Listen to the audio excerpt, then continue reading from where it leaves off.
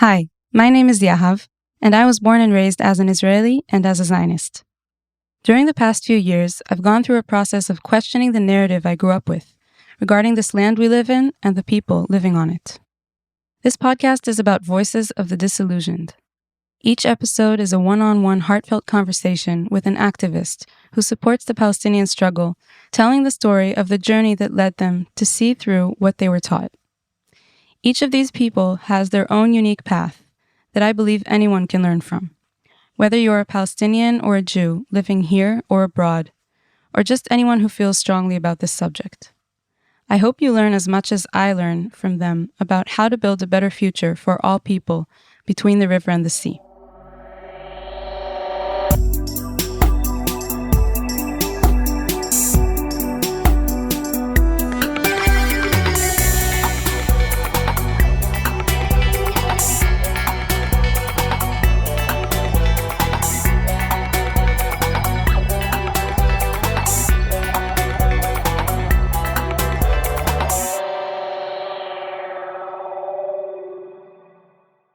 Yair has recently gotten accepted to work in a human rights organization, but he hasn't begun his training as planned since on his first day on the job, he got arrested during a march to the Gaza Strip to oppose the genocide, together with 300 activists.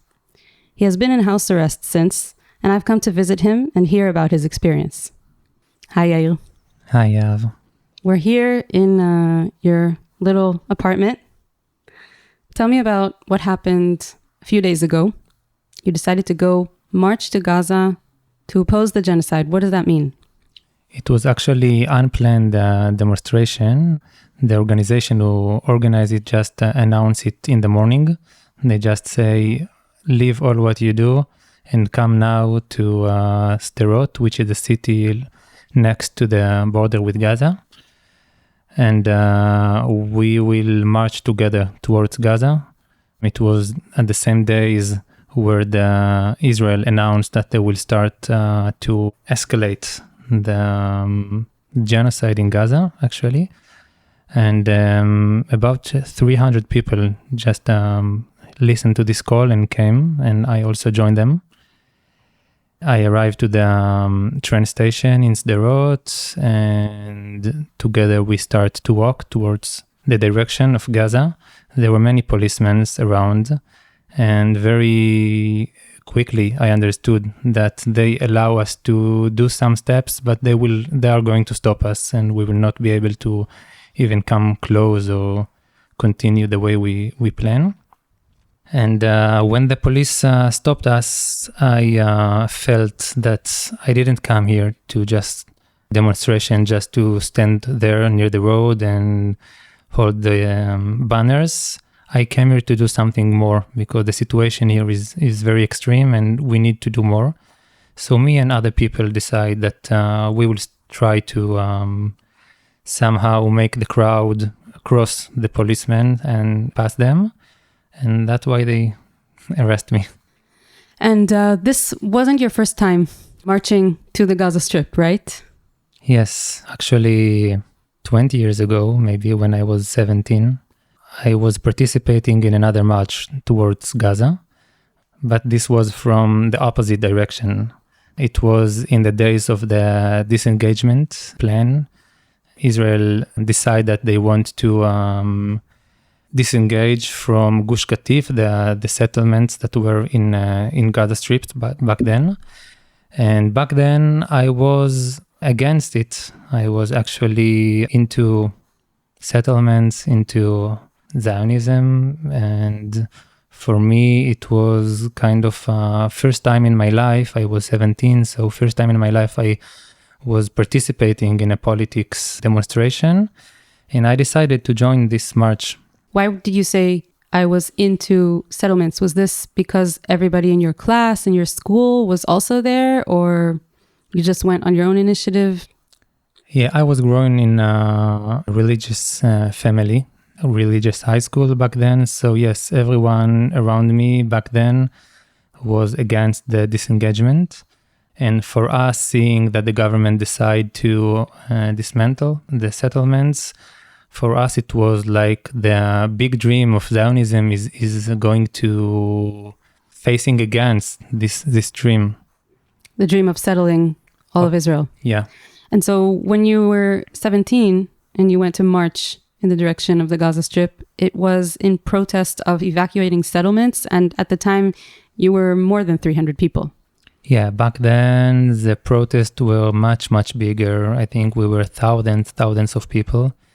And the power, actually, of this demonstration was much bigger. We could very easily cross all the police barriers that they put. And we stay in this march 3 days. In the end, they block us in one of the villages near to the Gaza border.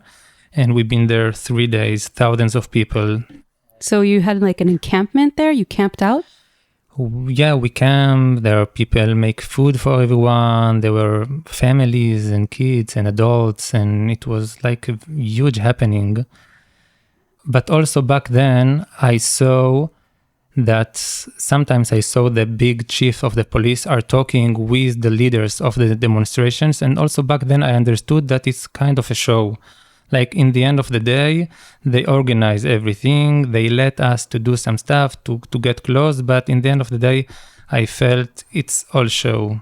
And when I reached a few days ago to the march and I saw also this kind of things that the police is letting us, but then stop us, I understood that it's another show, and that's what make me to run forward. So what, you tried to like break through the line of police and do what? Like run in the direction of Gaza? What did you think was going to happen? Like, I'm not asking in a judgmental way. I really want to, like, what was going through your mind at the time? To be honest, we now in a very discouraging moment where no one knows exactly what to do. You know, the genocide is continuing every day. We see the news. So it's more emotional, I think, that someone like once feel that you need to do whatever you can. And if you came over there and the police stop you, so you must cross them. You don't know exactly what will happen later. But I feel that the people that are aware to the situation, that have the courage to see the pictures, also start to feel that they just need to do something. Something that will disrupt. Yes. Like if the police are standing in a line, you cross the line. Yeah. Whatever happens later, doesn't matter. Yeah. The system want you to do something, you need to do something else, because to obey the system at the moment is to obey the genocide. When you were 17, did you also feel this urgency about like, they're going to evacuate these settlements, this is a catastrophe, or was it a different kind of feeling? In a way, it was similar, but I can also see today the difference, because at the moment I was studying at high school. Because at that moment I was a high school student, and all our teachers and all our counselors in the youth movement, they try to make us feel the drama of this evacuation as it is the end of the world, you know? So as a young person, yeah, I felt it the end of the world, but I see how much they were, it was a manipulative thing. And it was a big thing, you know, it was a big thing. And I also had two families, relatives of me who were living in Gush Katif, in that place. In the settlements in Gaza. In the settlements. So it was also like personal. It was like they're going to evacuate my family members from their homes. Yes. But what's interesting is that there are Israelis who kind of try to equate ethnic cleansing in Gaza currently with the disengagement from Gaza when they were evacuating Jewish settlers at the time. And it's interesting because if you actually know the context of these two incidents, then you can understand that there is this power dynamic, that there are people with no rights, and that there are people with a state behind them, and that this is not the same situation. And legally, it's not ethnic cleansing, of course, the disengagement. I mean, if you really look at it in a professional, legal aspect, but also just for, you know, a lay person looking at the situation, even just from a humanitarian lens, there's no comparison. Yeah, when you have the whole government supporting you, and of course, some things that happened there weren't so, for example, the government didn't really pay or give all the compensation as they promised. Like, of course, not everything was. But if you look at the big picture, there is a government behind you. They send you there, they decide to take you back, and they send you there from the beginning as a crime, as a crime of building the settlement there. So you cannot compare it with coming to a place with 2 million people and killing them and evacuate them and ethnic cleansing them. Like, it's not... Yeah. Yeah. Yeah, it always amazes me that people try to make that equivalence here. I think it's mostly a testimony of how much they don't understand the situation. Yeah. Like how much they don't... Yeah. So you said you grew up in a family that's religious, and you also went to a religious school, and later on to a yeshiva in a settlement, also in the West Bank. Yes. Tell me about that experience. Did you always feel like you were in agreement with everything that you saw, or did you start having like critical thoughts or questions when you were younger? I didn't have critical thoughts about this topic as a young person. I remember that always I saw my parents, they of course Zionists. סליחה שאני קוטעת אותך, אני קולטת שבכלל רציתי קודם כל לשאול משהו אחר, נגיע לזה. So you were arrested a few days ago for trying to cross the line of the police, like you said, together with 8 other activists, right? So they took us all to the police station. We were sure that they will release us in a few hours, like usually what happens when people get arrested in demonstrations. Because this isn't the first time you've been arrested either. It wasn't the first time for me, and we know the procedure. But then in the middle of the night, because it takes a lot of time until each one of us have the conversation with lawyer, and then until you go through the questioning. And then they told us that they are going to leave us the night over there, and that tomorrow we go to a court. Leave you where In the police station. Mm-hmm. Yeah, like there is some little rooms. And so that was the first time that we understood that there is something different here. And then in the morning, when we went to the court, we were sure also that the judge will let us free because, we didn't do anything. And the police tried to say that we attacked the police and we did this and we did this. When we saw the judge, it was clear what his political view. And also, it was look like he just listened to our lawyer, to the lawyer of the police, but he kind of decided from before and he want to make a statement. And he sent us to 4 more days in the detention center. And that's also a point where we understood that it's a political issue.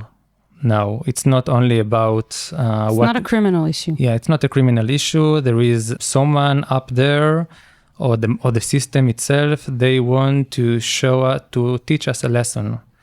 And teach us and also teach all the other people who are against the war. They want to put a border and a red line and say it's not legitimate. And then you got put in cells with detainees. What was that experience like? Because you meet detainees, do you tell them what you're there for? Because they might also not like that. The experience we met over these 3 days, we met many policemen and many soharim. So in these 3 days, we met many policemen and many wardens, and they all knew who we are and why we are there. Because they moved you from different detention facilities? Yeah, we moved many different cells in different places and different court places. And they didn't try to hide their opinion about us. They make us feel that they really hate us and they make us feel that they really hate us. And how? They say to us some stuff like, we know that you demonstrate against us, you're traitors. They treat us as we are enemies of them. And when we've been with the other prisoners or other people over there, we also met different kind of people. Actually, we met Israeli Jews prisoners, and we met also many Palestinian prisoners. We felt most welcome with the Palestinians because they recognize some people among us because from TikTok and because they are activists. It was very easy connection between us, and we felt that, we are from the same side in the end of the day. These are not like political prisoners. These are not Palestinians who are sitting in prison for what Israel calls security prisoners, right? That's the term. These are mostly either Palestinian citizens of Israel or Palestinians who are from the West Bank and were caught inside 48 territory for, trying to cross for work or things like that. And then because they're all denied work permits for over a year and a half now, if they try and go anyway, they get caught and then they get sent to detention centers. Yeah, exactly. So these were the people that you were meeting. They are, so they have like so of course they also have solidarity with Palestinians in Gaza anyway, and they're also suffering from the Israeli occupation. So they... Yeah, and also, just a solidarity as human beings, it was very easily to feel this.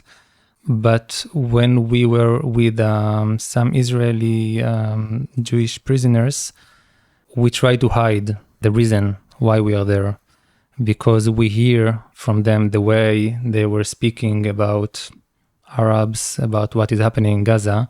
And we knew that maybe it's better for us not saying why we are there, because the situation now, and like it can be maybe not safe. Like you're with them in this small cell for like the night. Yeah. So exactly. You don't want to get in trouble. Yeah.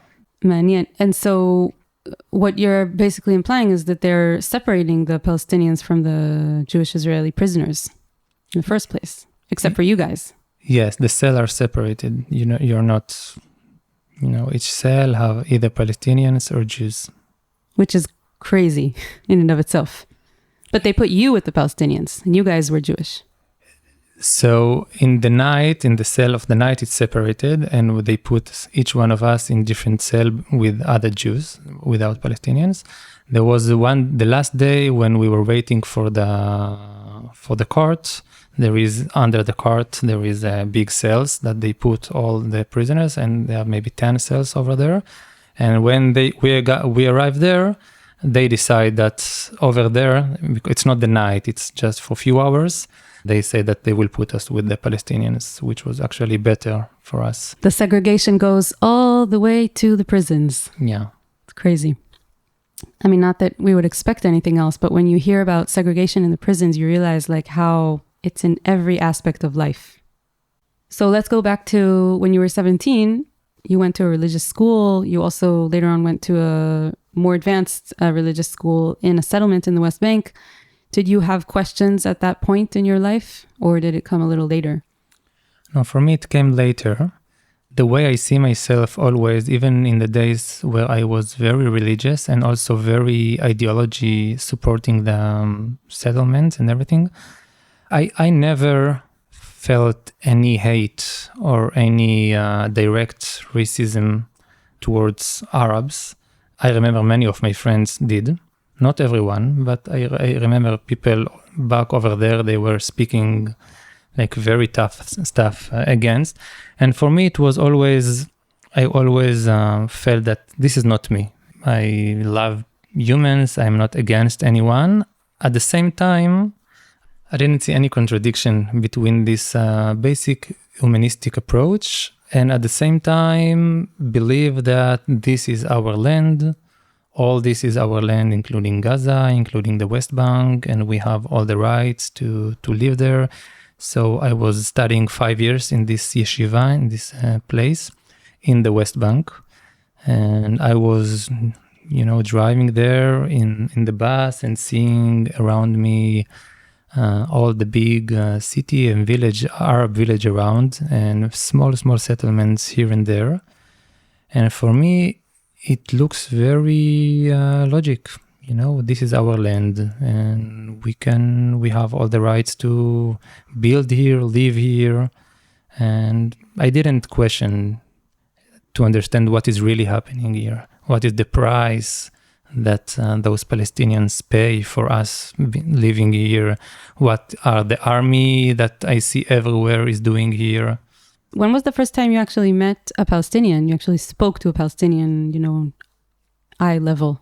Yeah, it's a good question because I saw Palestinians all my life. I was growing in the Galil area in the north of Israel, and in my village, 10 minutes from my village, there is two Arab village, Palestinian village. But first, back then, most of my life, I didn't knew that they are Palestinians. For me, they were just Arabs. And I didn't understand even that there is connection between those Arabs in the Galil around me and those Palestinians that are living over there in the West Bank. Of course, I never had any real conversation or real connection with any of them. So when did you have any connection initially?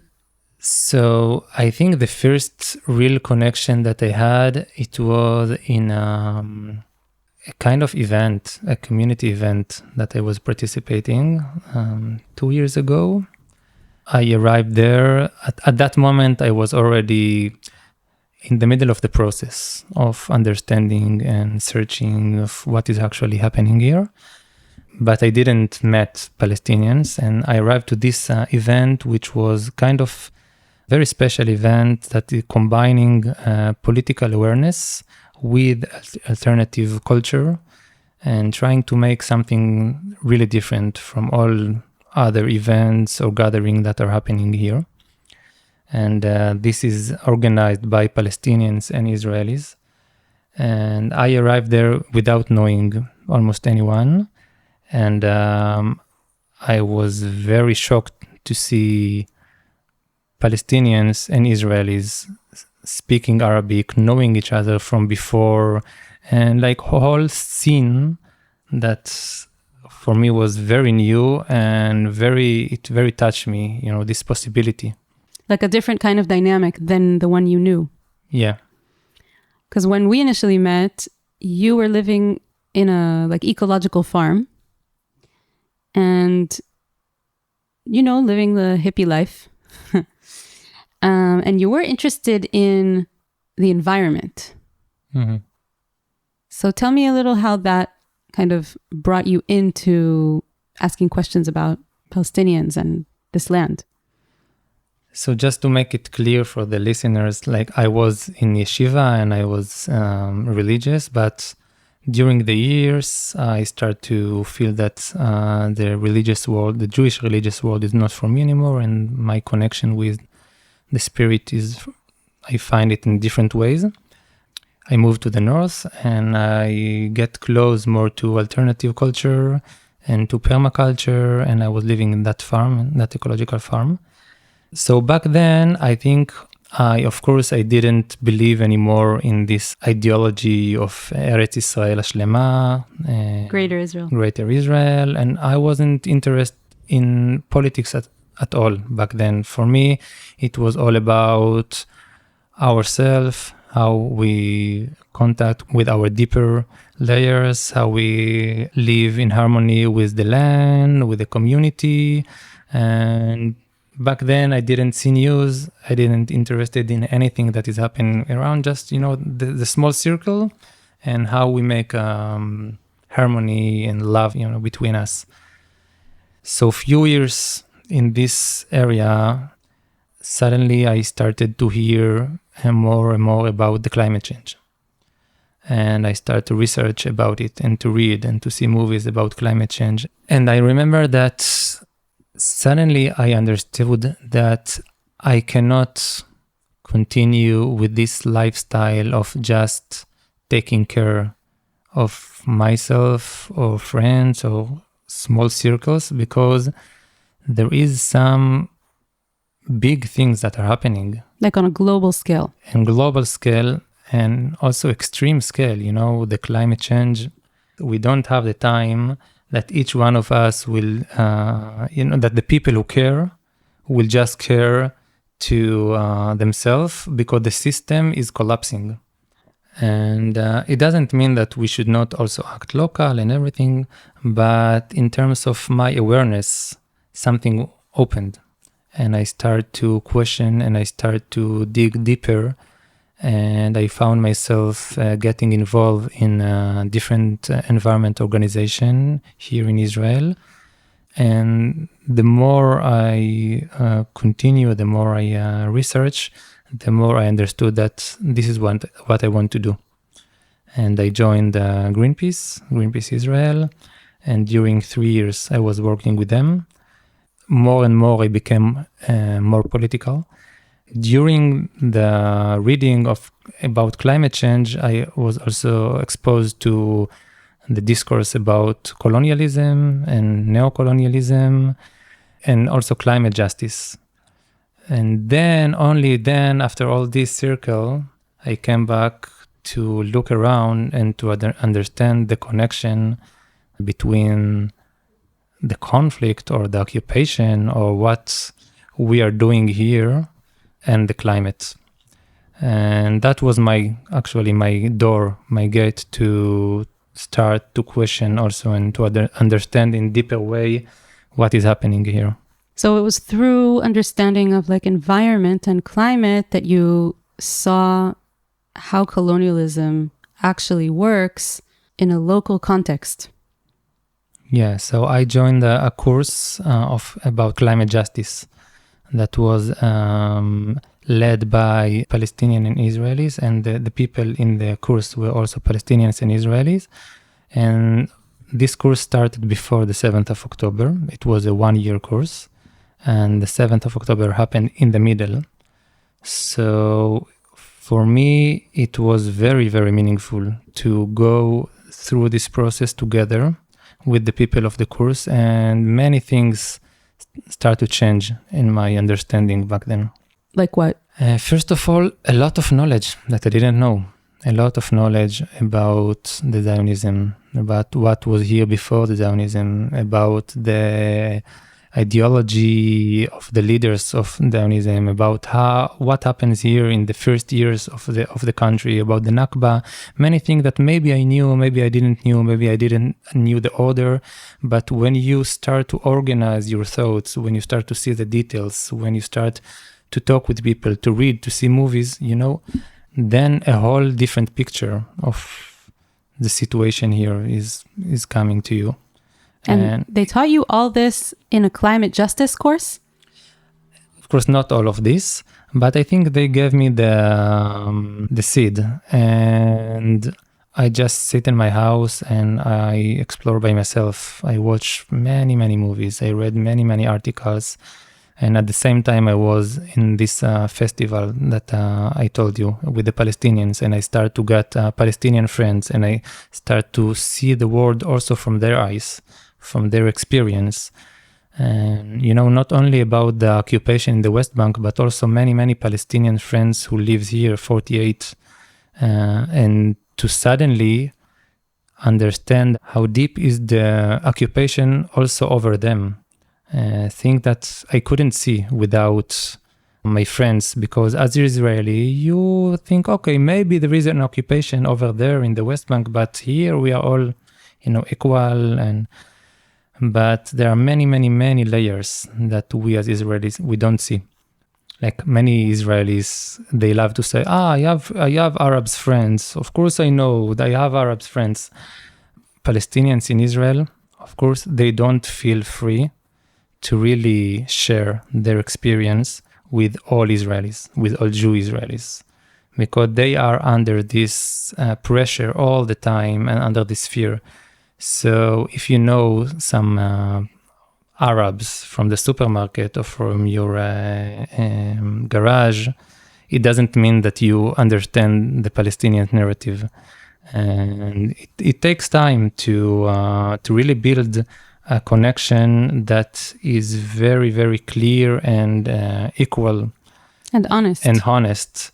And it's a process that we as Israeli Jews, we need to learn it always. Always there are so many small things, sensitive things that we need to understand, that we don't see how our privilege, our power dynamic create an unhonest relationship with Palestinians. So it's a process, and the more you build it, the more you come to be able to actually see or to experience a bit of the way they experience the occupation. And I think that's make a lot of the difference. What does your family think about the process that you're going through? Because you mentioned you had family members that lived in settlements in the Gaza Strip, and you have a religious family, ideologically more right-wing. What is the conversations between you? What do they look like? It's it's a big question and painful one as well. As I said before, I think the seed of my humanistic approach actually is from my parents. So in our house, although it was a right-wing house in a way, but my parents, both of them, always, for them it was always very important that we will never say anything against Arabs or anything for violence and things like that. So this is something from home.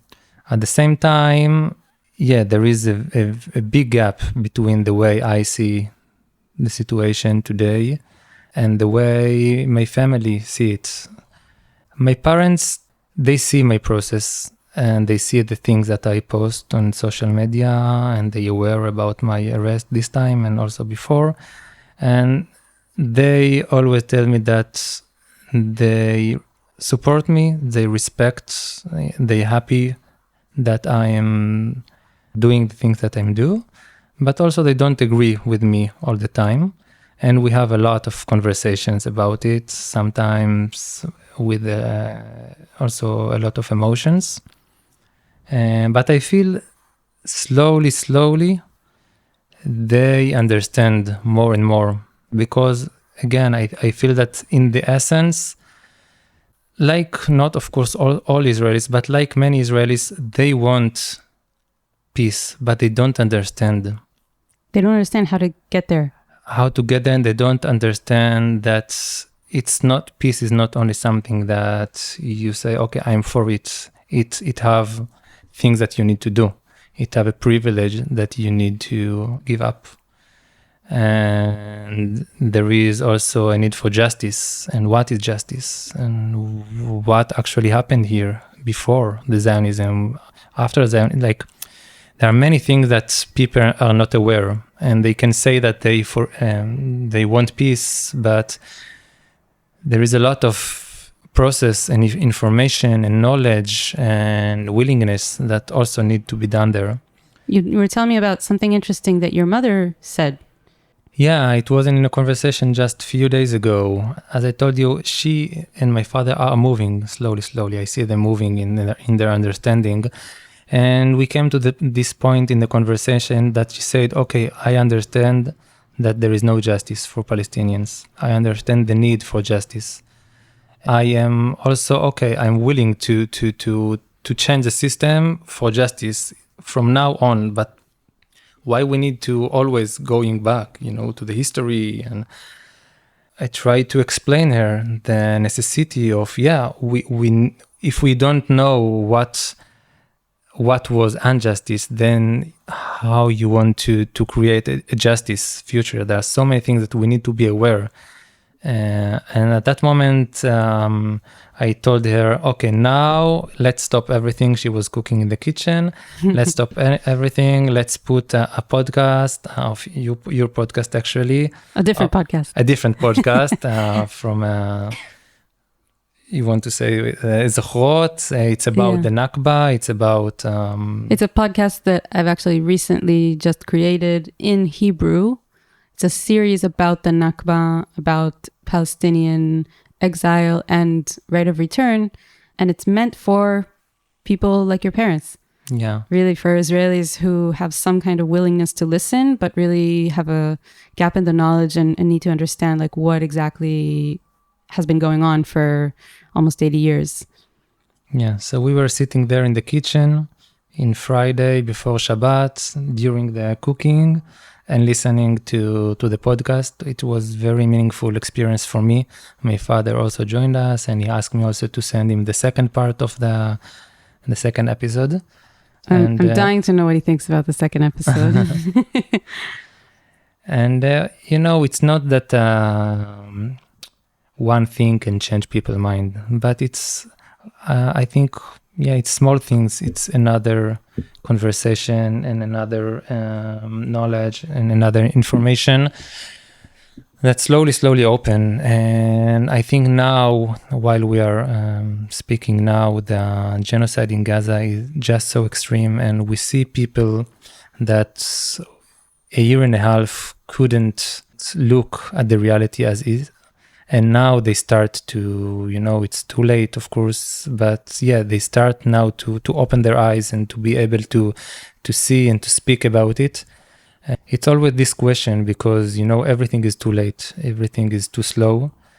But at the same time, these small things, small changing in the mind of people is something that in the end of the day, I often remind myself that even though people are only recently, I've been seeing people kind of awaken, as you said, to the atrocities in Gaza. And it's tens of thousands of dead people too late. But there are millions more who are still alive, and we owe it to them to keep doing whatever we can. Like, it's not like there's nobody left in Gaza. There are still people left, and they are still displaced and hungry and thirsty and scared and in danger and sick. And we owe it to them, because they're still alive, to do anything, even if it's something small. So this is how I see it. Yeah, I agree. So is there anything you want to say to these people that we're talking about? Many people who are in our social circles or follow you on Facebook and have been slowly kind of opening up to opposing the genocide in Gaza. Do you have anything you want to say to them if they're listening to this episode? Yes, I think from my experience, from my journey, I understand that we are so much under the Zionist education, Zionist propaganda, that it's an endless journey. And it's not enough to just, be against the war. Okay, now there is genocide, so I'm against the genocide. But there is so much more. We have a journey, all the people here, to go from this point to someday, being able to change the system to a system of justice and freedom for everyone. It's a long journey. And there is a long journey that each one of us need to also go through by education himself, by not only in terms of knowledge, but also in terms of courage to speak up, also in terms of, like we speak before, to get to know Palestinians, to have all this inner and outer journey. It's a lot, but we have to do it. We have to do it if we choose to stay here in this land.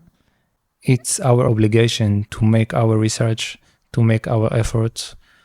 So I encourage you, if you're hearing this now and you start your journey now, find your way to expand your awareness, to expand your understanding, to get to know people that inspired you, because it's a long journey. It's not an easy one, but it's what needed now. Thank you, Yair. I want to thank you for expressing yourself and, being outspoken and also in action to create a more just future and present, of course. And I also want to thank our listeners I think listening is really important. And I think it's a major part of this change that you're talking about. Yes. So thank you for listening, and thank you for talking and speaking up, and thank you for whoever's listening to you and to us. And I want to give a big thanks to my Patreon supporters. Anyone who wants to support this podcast, you're welcome. There's a link in the show notes, and you can listen to exclusive content over there, bonus episodes. I really, really appreciate anyone that supports in any way. And I hope you enjoy those bonus episodes as much as you enjoy these episodes that are open to the wider audience. So thank you again. It really, really warms my heart. And see you next episode.